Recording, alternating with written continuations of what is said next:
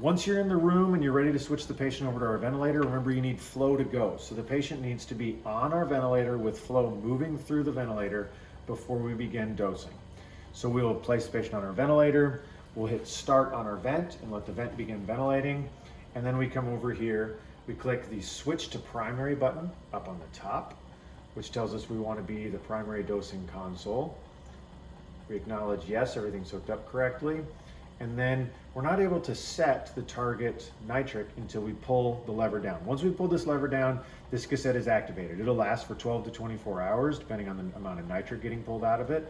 But once we've pulled it down, we won't be able to unactivate it. Now we can click the set button and select the amount of nitric that we want. This flow bucket is just respiratory rate times tidal volume. Most of our patients will be here between 2.5 and 10 liters a minute. But if you choose the wrong bucket, that's fine. The algorithm will figure it out. This is just a leg up to get the algorithm to dose a little bit quicker. We'll choose 20 parts per million for this case and click OK. So it's just double checking, 20 parts per million. We're all connected and we click yes.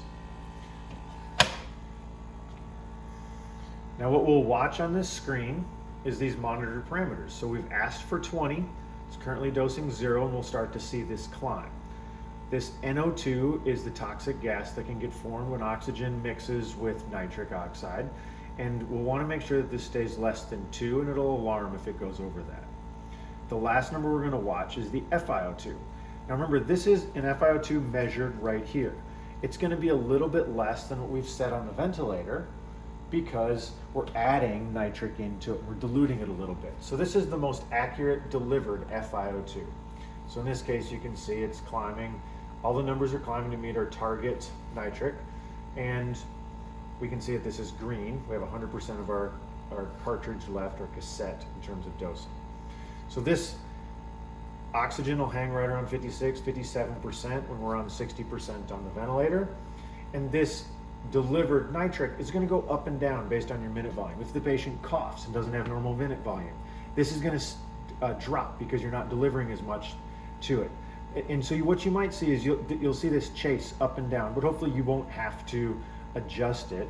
If your target set is 20, it's going to do the work of chasing your minute volume changes to make sure that this stays close to it.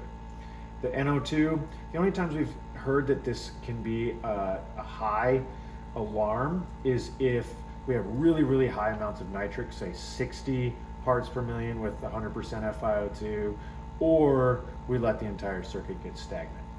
So for the transport, this will get secured in the aircraft, this stays connected, and if you should need to use a BVM, the BVM should be pre-rigged in the bag for you.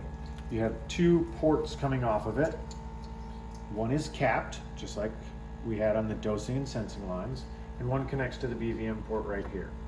Should you need to use this, if you have a ventilator failure, you're just going to go up here where you click switch to primary before and click switch to manual.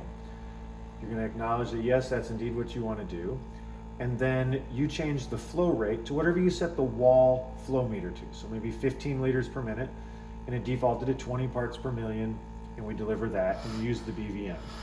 If you're ready to switch back to the ventilator, make sure the ventilator is moving volume, flow to go, and you've cleaned out that entire circuit. Then click switch to primary, choose your flow bucket again, and acknowledge, and the BVM is turned off and you're back to dosing nitric on the console.